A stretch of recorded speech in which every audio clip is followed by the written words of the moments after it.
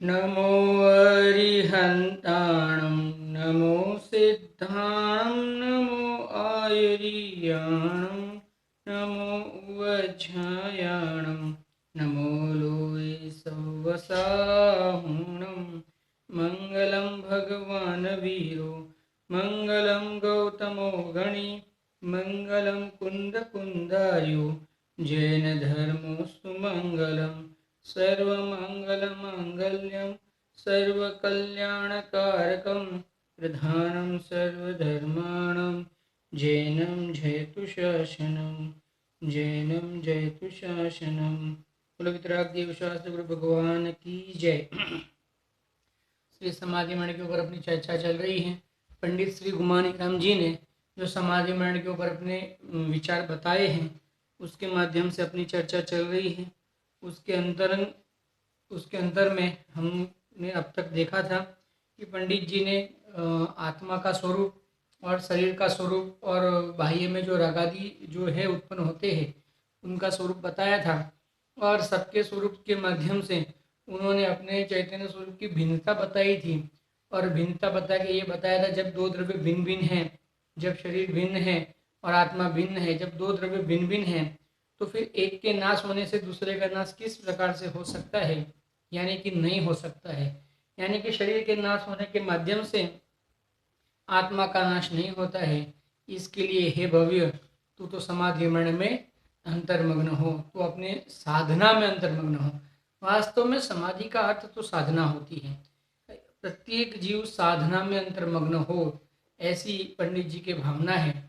तो ऐसी मंगल भावना सहित पंडित जी हमें और क्या उपदेश देते हैं, देखिए। निश्चयतः मुझे मेरा स्वस्थ स्वरूप ही शरण है, और बाह्यतः पंच परमेष्टि जिनवाणी एवं रत्नत्रय धर्म शरण है। देखिए, निश्चय से तो मुझे मेरा मेरा जो धर्म है, मेरा जो आत्मा है वही शरण है। और अगर बाह्य से देखा जाए तो पंच परमेष्टि जिनवाणी माता और रत्नत्रय धर्म जो हमारे वर्तमान में प्रकट हुआ है अंतरंग में, वो हमारे शरण है। अभी रत्नत्रय धर्म तो वास्तव में आत्मा का धर्म है ना, तो फिर उसको बाह्य क्यों कहा? रत्नत्रय धर्म तो वास्तव में आत्मा का धर्म है, तो फिर उसे बाह्य क्यों कहा? देखिए, पंच परमेष्टि बाह्य है, समझ में आता है। जिनवाणी माता बाह्य है, समझ में आता है। लेकिन जो रत्नत्रय धर्म है वो तो जीव की पर्याय है ना। रत्नत्रय धर्म जो जीव में उत्पन्न होने वाली जीव की पर्याय है, वो बाह्य ऐसा क्यों कहा? देखिए क्या कहा, पढ़िए। निश्चित है मुझे मेरा स्वरूप ही शरण है। ये तो सभी जीवों के वास्तव में अपना चैतन्य स्वरूप ही शरण होता है। वास्तव में क्यों अपना चैतन्य स्वरूप शरण होता है? क्यों? क्योंकि वो शरण स्वभावी है।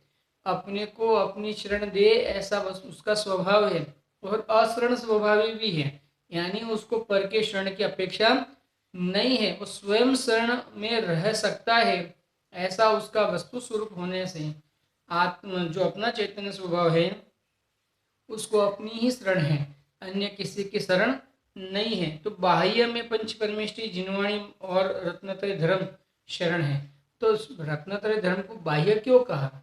बात तो ये है क्योंकि रत्नत्रय जो धर्म है वो तो जीव की पर्याय में उत्पन्न होने वाला धर्म है ना, तो वो तो बाह्य कैसे कह सकते हैं उसको? तो उसका अभिप्राय ये है पंडित जी का कि वास्तव में रत्नत्रय धर्म भले ही जीव की पर्याय में उत्पन्न होने वाला धर्म है, ये जीव की पर्याय में उत्पन्न होने वाला धर्म है, लेकिन फिर भी वो धर्म के आश्रय से आपको वापिस रत्नत्रय धर्म की प्राप्ति नहीं हो सकती है, क्योंकि वो पर्याय है। रत्नत्रय धर्म वो पर्याय है, यानी सम्यक दर्शन, सम्यक ज्ञान और सम्यक चरित्र, ये जीव की स्वाभाविक पर्याय है। अब समझना क्यों? क्योंकि जीव जैसा जीव का स्वभाव है वैसे ही उत्पन्न हुई है, उसके आश्रय से वैसे ही उत्पन्न हुई है। लेकिन आश्रय तो जीव का ही है। आश्रय आप इन रत्नत्रय धर्म का नहीं कर सकते हो, क्योंकि अगर रत्नत्रय धर्म का अगर आप आश्रय करने जाओगे तो उसमें से दूसरा रत्नत्रय धर्म की प्राप्ति नहीं हो सकती। उसके माध्यम से तो फिर वापिस विकल्पों की प्राप्ति होगी। तो रत्नत्रय धर्म की वापिस प्राप्ति करनी है तो किसका आश्रय लेना पड़ेगा?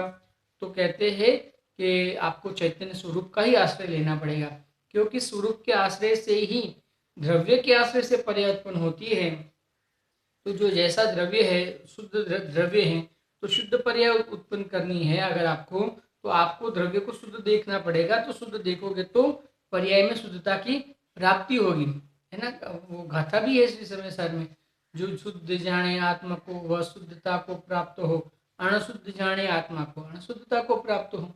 आप कैसा देखते हो द्रव्य को, उस रूप से पर्याय में उसकी प्राप्ति आपके होती है। इसके लिए यह पंडित जी कहते हैं कि वास्तव में रत्नत्रय धर्म है वो बाह्य शरण है। बाह्य शरण है यानी कहने का अभिप्राय क्या है कि उसके माध्यम से, यानी उसकी महिमा कर करके जो पर्याय में जो रत्नत्रय धर्म की प्राप्ति हुई है ना, वास्तव में उसकी वो भी प्रकट करने योग्य उपादेय होने से, उसकी उतनी महिमा आती होने से, वो किसके आश्रय से, हमें तो वो करना है, तो वो किसके आश्रय से प्रकट होगा, तो चैतन्य स्वरूप के आश्रय से प्रकट होगा। तो उसकी उतनी महिमा है कि हमें इसकी प्राप्ति करनी है, तो इसकी प्राप्ति करनी है तो हमें चैतन्य की शरण लेनी पड़ेगी। ये बात हमें ये रत्नत्रय धर्म बताता है। ये रत्नत्रय धर्म हमें ये बताता है कि इसकी प्राप्ति करने हेतु हमें शरीर की शरण नहीं लेनी है। आप समझना, हमें वास्तव में अन्य किसी की शरण नहीं लेनी है। और ये बात हमें कौन बताता है, तो पंच परमेष्ठी बताते हैं। जिनेंद्र परमात्मा हमें ये बताते हैं कि भाई तू अपनी शरण में रहे, तू मेरी शरण में आएगा तो तुझे दुख उत्पन्न होगा, तुझे आकुलता होगी, तुझे विकल्प होगे, तुझे मेरे प्रति राग उत्पन्न होगा। और राग जो उत्पन्न होगा, तुझे मेरे प्रति जो राग उत्पन्न होगा, वो राग भी तुझे दुख देगा, तुझे आकुलता देगा। इसके लिए अगर तुझे आकुलता से बचना है, तुझे निराकुल होना है, तो तू अपने चैतन्य स्वरूप को देख। इतनी गजब है अपने पंच परमेष्ठी परमात्मा, इतने महान है। कुंकुंद आचार्य देव भी अष्टपौर में कहते हैं कि प्रभु पर दब्बा हो दुख गई, पर द्रव्य का जो तू लक्ष्य करता है वो दुर्गति को प्राप्त कराएगा। यानी तू जिनेंद्र भगवान का लक्ष्य करता है, अरे जिनेंद्र भगवान का तो छोड़ो, तू मेरा, यानी जिनेंद्र भगवान का तो छोड़ो, यानी कोई ऐसा कह सकता है कि नहीं नहीं दूसरे का छोड़ो, तुम मेरा लक्ष्य करो, ऐसा ये अभिप्राय से कह रहा हूँ। यानी तुम मेरा भी लक्ष्य मत कर। यानी वो महान कुंकुंद आचार्य देव, इनकी महान बातें और जीनवाणी में ये बात बताई है, इस प्रकार से तू उसका भी लक्ष्य मत कर, तू तो अपने चैतन्य स्वरूप का लक्ष्य कर। तू अपने चैतन्य स्वरूप का लक्ष्य करेगा तो ही तेरे शुद्धता की प्राप्ति होगी, अन्यथा तेरे शुद्धता की प्राप्ति नहीं होगी। ये कौन बताता है, ये पंच परमेष्ठी बताते हैं। ये हमारे आर्यन सिद्ध आचार्य उपाध्याय साधु जो है, हमारे कहने का मतलब पूज्य है वास्तव में। क्यों उनके उनके पूज्यता का प्रसंग बनता है, क्योंकि उन्होंने हमें अपना पूज्य स्वभाव बता दिया है। आज तक हमने अपने पूज्य स्वभाव को नहीं देखा था, आज तक हमने अपने पूज्य स्वभाव का अनुभव नहीं किया था, और अपने पूज्य स्वभाव को इन्होंने बताया। इसके लिए ओहो जिनेंद्र भगवान आपकी जय हो, ओहो इसके लिए जिनवाणी माता आपकी जय हो। ये अंतरंग में से ज्ञानी के आह्लादक एक आशीर्वचन उत्पन्न भाव आते हैं, और वो वाणी में सहज वो पंच परमेष्ठी भगवान और जिनवाणी माता की सहज में अंदर से वो जयकारा आती है। क्योंकि मैं आज तक रखड़ रहा था, मैं आज तक ये नहीं समझ रहा था कि मैं परिपूर्ण हूँ, मैं शुद्ध हूँ, मैं अनादि अनंत हूँ, मैं ध्रुव हूँ, मैं पर से अत्यंत निरपेक्ष हूँ। ये मैं बात आज तक नहीं समझ रहा था। ये जिनेंद्र परमात्मा है, ये उनकी कहने का मतलब करुणा है ये कि उन्होंने मुझे ये बता दिया कि भाई तू तो परिपूर्ण है, तू अपने चैतन्य स्वरूप का लक्ष्य कर, तेरे अनंत गुण तेरे में भरे पड़े हैं। ये अनंत गुण वो भी परिपूर्ण है, उनको पूर्ण करने के लिए भी तुझे बाहर में किसी की और देखने की आवश्यकता नहीं है, मेरी ओर भी देखने की आवश्यकता नहीं। क्योंकि मेरी ओर भी देखेगा तो क्या होगा, तुझे राग की उत्पत्ति होगी, दुख की उत्पत्ति होगी। इसके लिए तू तो क्या कर, अपने चैतन्य स्वरूप को देख। इतना महान कार्य ये पंच परमेष्ठी भगवान, जीनवाणी माता और उनके माध्यम से प्ररूपित जो रत्नत्रय धर्म है उन्होंने उसमें बताया है। अगर हम बाह्य में उस चीज़ों का आश्रय करके, उनका आश्रय करना यानी उनके कहने का अभिप्राय का आश्रय करना, उनके कहने का अभिप्राय ये है कि तो अपने चैतन्य स्वरूप का आश्रय कर, तो मैं अपने चैतन्य स्वरूप का आश्रय करूँगा। तो वास्तव में ये सब जो यानी ये मैंने जिनेंद्र भगवान की बात मानी, ये कब कहा जाएगा कि मैं जिनेंद्र भगवान की पूजन नहीं करता रहूँगा तब ये बात कही जाएगी कि मैंने जिनेंद्र भगवान की बात मानी, मैंने जिनेंद्र भगवान की बात मानी। ये कब कहा जाएगा, जब मैं स्वयं जिनेंद्र भगवान ने कहा है कि तू अपने शरण में रहे तो मैं अपनी शरण ग्रहण करूं, तो मैंने जिनेंद्र भगवान की बात मानी। अब मैं अपनी शरण तो ग्रहण नहीं करूं और मैं कहूँगा अरे जिनेंद्र भगवान बहुत महान है, ऐसे है, तो उसका क्या प्रयोजन है? वास्तव में निश्चय के बिना व्यवहार का कोई प्रयोजन नहीं होता है।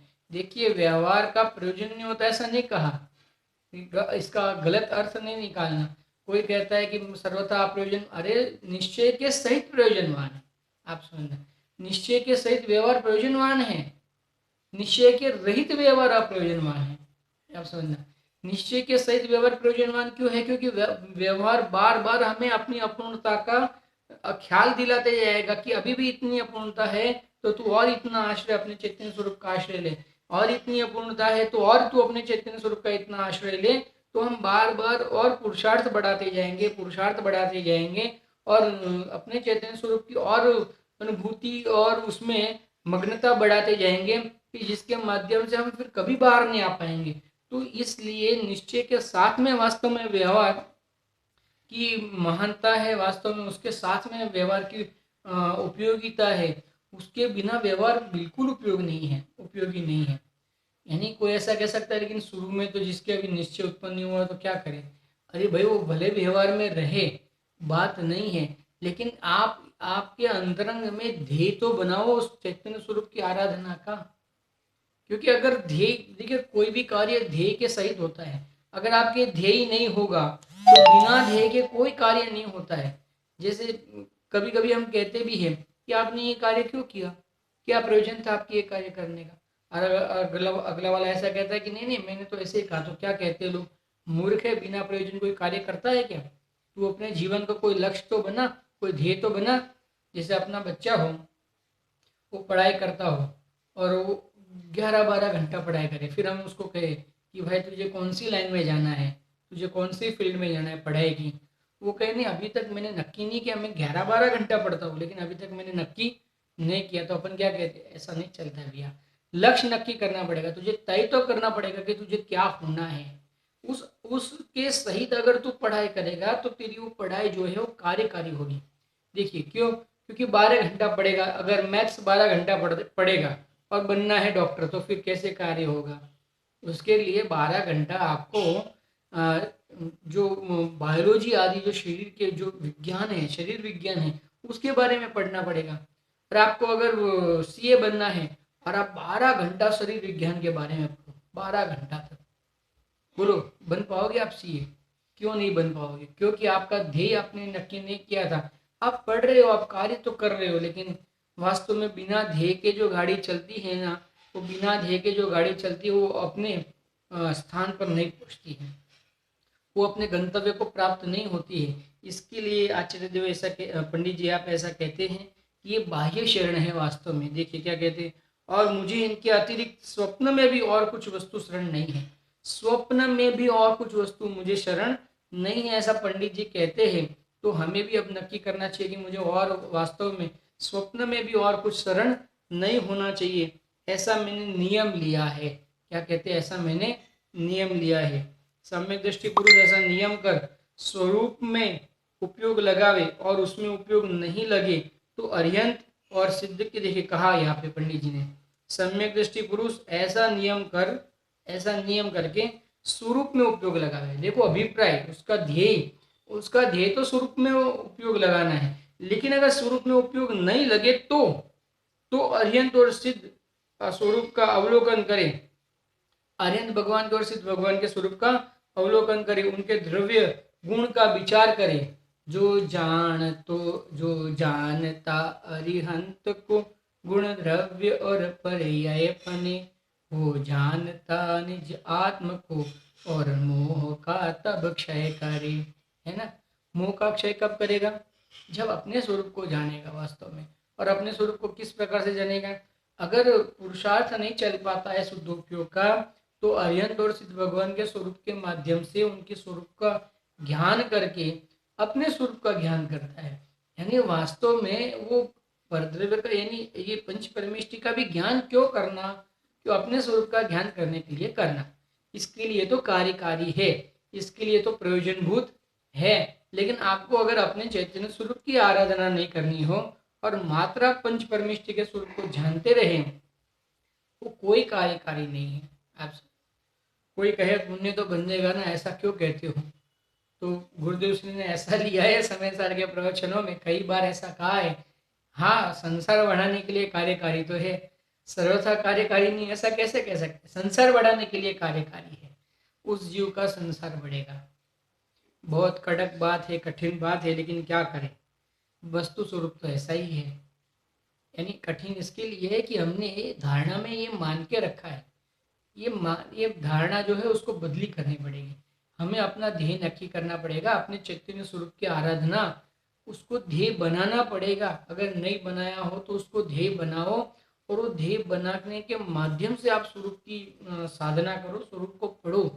आप सुना देखिए क्या कहते हैं, सम्यक दृष्टि पुरुष ऐसा नियम कर स्वरूप में उपयोग लगावे, और उसमें उपयोग नहीं लगे तो अर्यंत और सिद्ध के स्वरूप का अवलोकन करें, उनके द्रव्य गुण और पर्याय का विचार करें। ऐसा विचार करते हुए उपयोग निर्मल हो, तब फिर उसे उपयोग को अपने स्वरूप में लगावे। अपने स्वरूप जैसा अर्यंतों का स्वरूप है, ऐसा अर्यंत सिद्ध का स्वरूप जैसा अपना स्वरूप है। अपने मेरी आत्मा के और अर्यंत सिद्धों के द्रव्यत्व स्वभाव में अंतर नहीं है, किंतु उनके पर्याय स्वभाव में अंतर है ही, पर्याय स्वभाव में ही अंतर है। मैं द्रव्यत्व स्वभाव का ग्राहक हूँ, इसलिए अर्यंत का ध्यान करते हुए आत्मा का ध्यान भली प्रकार साधता है, और आत्मा का ध्यान करते हुए अर्यंतों का ध्यान भली प्रकार साधता है। अर्यंतों और सिद्ध आत्मा, अर्यंत और आत्मा के स्वरूप में अंतर नहीं है।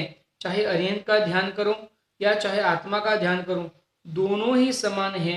ऐसा विचारता हुआ सम्यक दृष्टि पुरुष सावधानी पूर्वक स्वभाव में स्थिर होता है। क्योंकि यहाँ पे अर्यंत भगवान के द्रव्य का नहीं विचार करना है, अर्यंत भगवान के द्रव्यत्व स्वभाव का विचार करना है, अर्यंत भगवान के गुण स्वभाव का विचार करना है, और अर्यंत भगवान के पर्याय स्वभाव का विचार करना है। अर्यंत भगवान का द्रव्य कैसा है, अर्यंत भगवान के गुण कैसे हैं, अर्यंत भगवान की पर्याय कैसी है, मेरे गुण मेरा द्रव्य कैसा है। देखो, अर्यंत भगवान का द्रव्य चेतन है, तो मेरा द्रव्य कैसा है? अचेतन है। अरे उनका स्वभाव जो द्रव्य है उसका स्वभाव चैतन्यमयी है, तो मेरा जो द्रव्य वो भी स्वभाव से चैतन्यमयी है। आप समझना, उनके जो गुण है वो अनंत चैतन्य आदि अनंत गुण है, तो मेरे में भी चैतन्य आदि अनंत गुण है। और उनकी जो एक समय की पर्याय है, वो पर्याय एक समय की है, वो पर्याय उत्पाद व्यय वाली है, तो मेरी भी पर्याय उत्पाद व्यय वाली है। आप समझना, और उनके पर्याय में ज्ञान होता है, उनकी ज्ञान की पर्याय में ज्ञान का उत्पाद और ज्ञान का व्यय होता है, तो वास्तव में मेरे ज्ञान की पर्याय में भी ज्ञान का ही उत्पाद और ज्ञान का ही व्यय होता है। वो अब खाली फर्क कहा है, अर्यंत भगवान अब उस ज्ञान की उत्पाद व्यय पर्याय में विषय अपने शुद्धात्मा को बनाते हैं, और हम अपने ज्ञान की उत्पाद व्यय की पर्याय में विषय पर द्रव्य को बनाते हैं। बस फर्क इतना है, विषय में फर्क है, वास्तव में द्रव्य स्वभाव में फर्क नहीं, गुण स्वभाव में फर्क नहीं, और पर्याय स्वभाव में भी फर्क नहीं। अपना ज्ञान भी वास्तव में देखो, अपने में जो ज्ञान गुण है वो किस रूप से प्रवृत्त है? ज्ञान रूप से प्रवृत्त है। उसका उत्पाद ज्ञान है, उसका व्यय ज्ञान है, और उद्भव रूप से ज्ञान रूपी तो रहता है। देखिए, अपना जो श्रद्धान है वो उसका उत्पाद भी श्रद्धान रूप है, उसका व्यय भी श्रद्धान रूप है, और उसका ध्रुव भी श्रद्धान रूप है। अपना जो चारित्र गुण है, वो चारित्र गुण यानी स्थिरता, हम कहीं ना कहीं तो स्थिर है कि नहीं है? बताओ, वास्तव में फर्क क्या है कि हम विषय में फर्क है, हम परद्रव्य में स्थिर हैं, और भगवान अपने स्वरूप में स्थिर है। लेकिन स्थिरता करना कौन से द्रव्य ने छोड़ा है? कौन से चैतन्य द्रव्य ने स्थिरता करना छोड़ा है? एक भी चैतन्य द्रव्य ने स्थिरता करना नहीं छोड़ा है। वो स्थिरता उत्पाद रूप से भी स्थिरता, व्यय रूप से भी स्थिरता, और ध्रुव रूप से भी स्थिरता। यानी अगर स्वभाव से देखा जाए तो जैसे जिनेन्द्र भगवान की पर्याय है वैसे ही मेरी पर्याय है। तो आप क्यों अंतर है? क्या अंतर? एक अंतर बाहरी है, बाहरी यानी विषयों में अंतर है, स्वरूप में अंतर नहीं है। अब तो क्या कर, विषय को बदली कर दे, स्वरूप को विषय बना दे, तो बस ये बाहरी विषय जैसे मिटा, है ना। अंतर बाहरी जान वो क्या है? वो भक्ति है ना, स्वरूप अंतर बाहरी जान वाला एक भक्ति है, किसी को याद आ जाए तो बता देना। उसमें है ना अंतर बाहरी जान, वे विराग यह राग वितान। यानी बात ऐसी है कि वास्तव में अंतर तो ऊपर का है, ऊपर का नहीं, विषयों का अंतर है, स्वभाव में कोई अंतर नहीं। उनका द्रव्य स्वभाव, उनका गुण स्वभाव, उनका पर्याय स्वभाव, वैसे ही वास्तव में मेरा द्रव्य स्वभाव, गुण स्वभाव, पर्याय स्वभाव है। लेकिन ऐसा मैं नहीं मानता होने से मैं विषय में, वो ऊपर ऊपर के जो विषय है ना, जो मैंने विषय पर द्रव्य को बनाया, बस उतना बदली करना है। वास्तव में स्वभाव में कोई अंतर नहीं है। तो जिसको ये ख्याल आ गया, जिसको इसकी ख्याल आ गई है, वो अरिहंत भगवान के द्रव्य स्वभाव से, उनके गुण स्वभाव से, उनके पर्याय स्वभाव के माध्यम से अपने द्रव्य स्वभाव, अपने गुण स्वभाव और अपने पर्याय स्वभाव का मिलान करता हुआ, दोनों में कोई अंतर नहीं जानता हुआ अपने चैतन्य स्वरूप में स्थिर होता है। इसको कहते हैं कि अरिहंत भगवान की भक्ति करो या आत्मा की भक्ति करो, एक ही बात है। क्यों? क्योंकि दोनों एक ही स्वभाव वाले हैं, दोनों चैतन्य स्वभाव वाले हैं। अब हमने तो अपने आत्मा की भक्ति की। वास्तव में जब हम अपने आत्मा की भक्ति करते हैं तभी वास्तव में हमने अरिहंत परमात्मा की स्वरूप की भक्ति की, ऐसा कहा जाएगा। अन्यथा आपने चैतन्य अरिहंत भगवान के स्वरूप की भक्ति की, ऐसा तीन काल में नहीं कहा जाएगा। उनका जैसा द्रव्य स्वभाव है, उनके जैसे गुण स्वभाव है, उनके जैसे पर्याय स्वभाव है, मेरा भी वैसा द्रव्य स्वभाव है, गुण स्वभाव है और पर्याय स्वभाव है। इस प्रकार से दोनों में भिन्नता को नहीं जान, यानी अभिन्नता को जानता हुआ, यानी दोनों को समान जानता हुआ, अपने चैतन्य स्वरूप की महिमा करता हुआ अपने चैतन्य स्वरूप में स्थिर हो जाता है। गजब बात है भाई, भगवान का स्वरूप भी इसके लिए जानना कि अपने चैतन्य स्वरूप में स्थिर होने के लिए जानना। अपने चैतन्य स्वरूप से विचलित होने के लिए भगवान का स्वरूप भी नहीं जानना। क्या जान के करोगे आप? समझना, हमें परद्रव्य का स्वरूप क्यों जानना है? क्या प्रयोजन है हमें परद्रव्य का स्वरूप जानने के लिए? कोई प्रयोजन नहीं है। हमें तो अपने चैतन्य स्वरूप को जानना है। वास्तव में देखिए क्या कहते हैं, किंतु उसके पर्याय स्वभाव में अंतर क्योंकि उनके पर्याय स्वभाव में अंतर है ही। मैं द्रव्य स्वभाव का ग्राहक हूँ, इसलिए अरिहंत का ध्यान करते हुए आत्मा का ध्यान भली प्रकार साधता है, और आत्मा का ध्यान करते हुए अरिहंतों का भली प्रकार ध्यान साधता है। अरिहंत और आत्मा के स्वरूप में अंतर नहीं है। चाहे अरिहंत का ध्यान करो, चाहे आत्मा का ध्यान करो, दोनों समान है। ऐसा विचारता हुआ सम्यक दृष्टि पुरुष सावधानी पूर्वक स्वभाव में स्थिर होता है। देखिए, सम्यक दृष्टि पुरुष तो वास्तव में सावधानी पूर्वक स्वरूप में ही स्थिर होता है, अन्यत्र कहीं भी स्थिर नहीं होता है। और देखिए, अब पंडित जी अब बहुत बढ़िया एक वैराग्यमय प्रसंग सुनाने वाले हैं। वैसे अगर किसी ने श्री प्रवचन सार जी का स्वाध्याय किया होगा तो उसमें चरणानुयोग सूचक चुलिका में गाथा नंबर 202 में इसका बहुत सुंदर वर्णन किया है आचार्य गुनगुन देव ने। तो वास्तव में तो उसी की ही एक जाई है, ऐसा कह सकते हैं। उसी के जैसा ही यहाँ पे भी बताया हुआ है, हम ऐसा कह सकते हैं। पंडित जी ने अब कुटुंब परिवार से ममत्व किस प्रकार से छुड़ाया जाए उसका बहुत सुंदर वर्णन किया है। हम यहाँ पे उनके जो शब्द है वो पढ़ते हैं। देखिए, यहाँ ये विषय तो ऐसा है ना, एकदम वैराग्यमय है। वास्तव में जीवन में अगर आपके वैराग्य की भी बहुत ज़रूरत है, आप समझना। क्योंकि वैराग्य के बिना आपको ये तत्व सुहाएगा नहीं। ऐसा सहज एक संबंध है कि वैराग्य जिन जीवों के जीवन में वैराग्य नहीं होता है, उन जीवों का तत्व नहीं सुहाता है। यानी जिन जीवों के जीवन में वैराग्य नहीं है, यानी राग है, उनके राग की रुचि है, उन जीवों के तत्व नहीं सुहाता है वास्तव में। देखिए कैसा है, सम्यक दृष्टि क्या विचार करता है, सम्यक दृष्टि क्या विचार करता है। क्यों सम्यक दृष्टि क्या विचार करता है ये सुनना चाहिए हमें, क्योंकि हमें भी सम्यक दृष्टि बनना है ना, हमें भी ज्ञानी बनना है। तो जैसा ज्ञानी विचार करते हैं हमें भी वैसा विचार करना पड़ेगा। तो जैसा ज्ञानी विचार करते हैं हमें भी वैसा ही विचार करना पड़ेगा।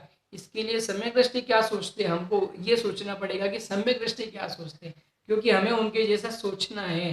देखिए क्या कहते हैं, विचार करता है और कुटुंब परिवार आदि से ममत्व छुड़ाता है।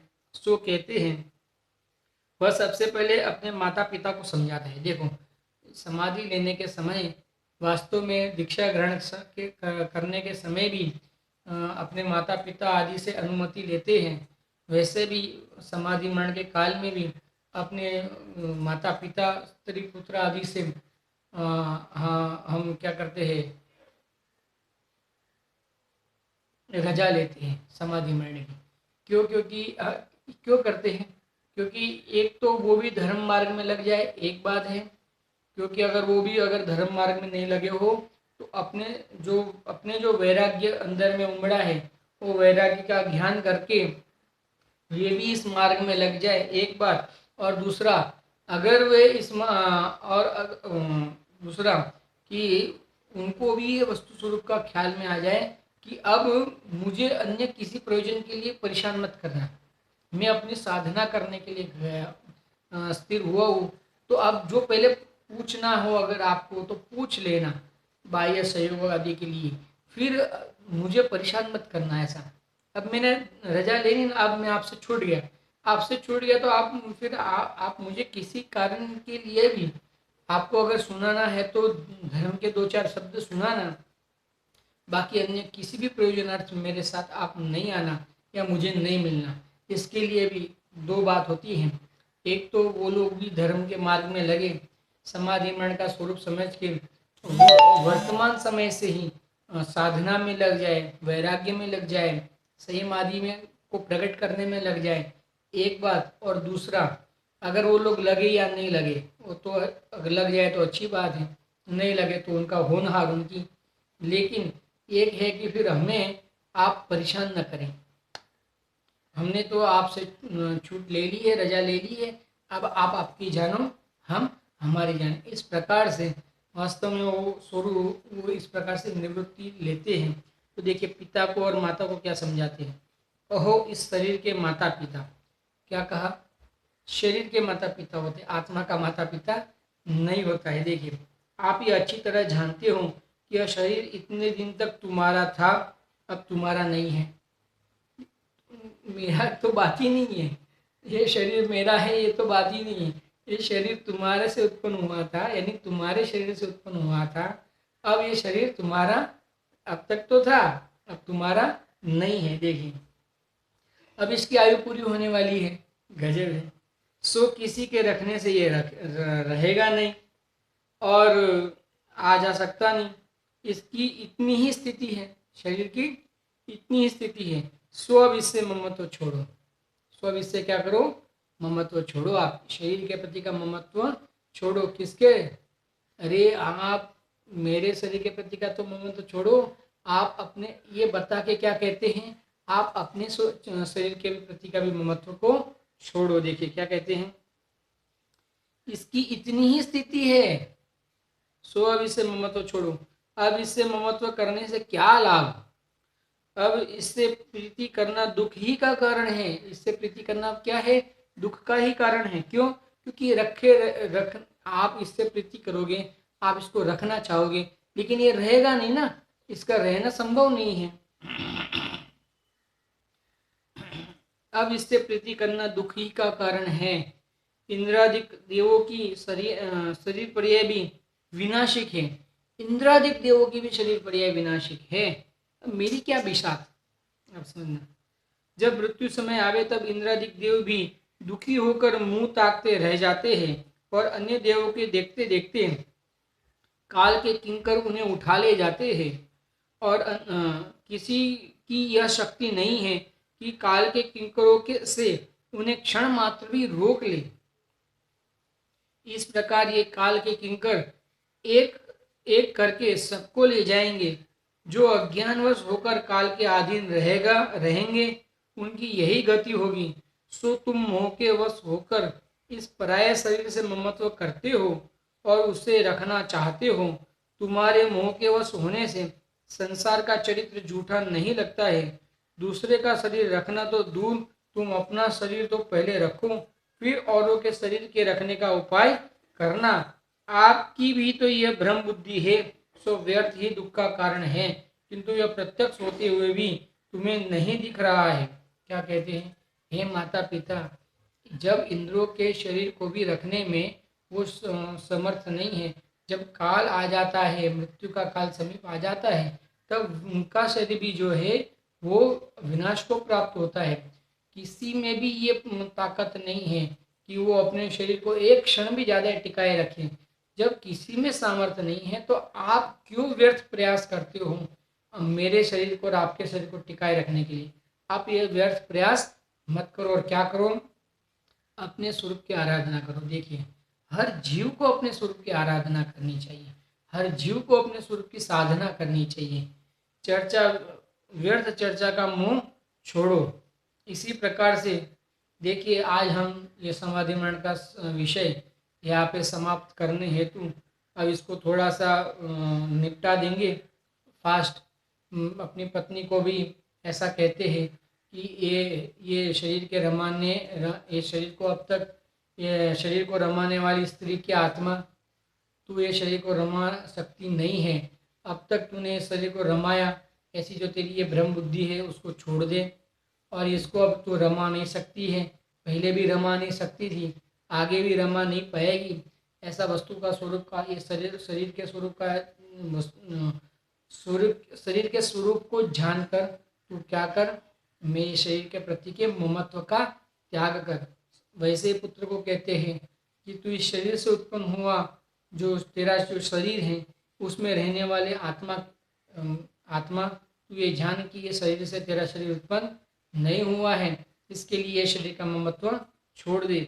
इस प्रकार मित्र से, शत्रु से, सभी जीवों से मोह को छुड़ाते हैं। वास्तव में सभी जीवों से मोह को छुड़ाते हुए क्या करते हैं, अपने चैतन्य स्वरूप की आराधना में लग जाते हैं, और सभी प्रकार के प्रमाद आदि, जो आलस आदि जो है, सभी प्रकार के उसको त्याग करके, अहितों को त्याग करके ये जीव जो है वो अपने स्वरूप में मस्त हो जाता है। इस प्रकार से वास्तव में विषय तो बहुत हैं, लेकिन अभी अपने दशलक्षण महापर्व भी शुरू होने वाले हैं, और कुछ प्रतिकूलता भी है बाहर में कि स्वाध्याय अगर बंद पड़ेगा तो शाम के समय में वापस करके सुबह इसी को मैं अपलोड कर दूंगा। देखूंगा किस प्रकार से बन सकता है, प्रयास करेंगे। तो वर्तमान में तो ऐसा लग रहा है कि अभी आगे स्वाध्याय होना मुश्किल है, तो जितना हुआ हमारे समाधि मरण का उतना स्वाध्याय हमने अनेक अनेक आचार्यों और विद्वानों के माध्यम से किया, और हम अब ये स्वाध्याय करने के माध्यम से हमने अपने चैतन्य स्वरूप का अनुभव किया, रस लिया, और उसके माध्यम से हम भी अब भविष्य में समाधि मरण करेंगे।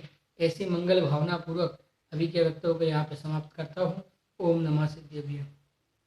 सहजानंदी शुद्ध स्वरूपी अविनाशी हूँ आत्मस्वरूप, सहजानंदी शुद्ध स्वरूपी अविनाशी हूँ आत्मस्वरूप, सहजानंदी शुद्ध स्वरूपी अविनाशी हूँ आत्मस्वरूप, जिन वाणी के ज्ञान से सूझे लोकालोक, सो वाणी मस्तक नमो सदा दे तुम कुल द्वादशांग में परम मंगलकारी जिनवाणी मात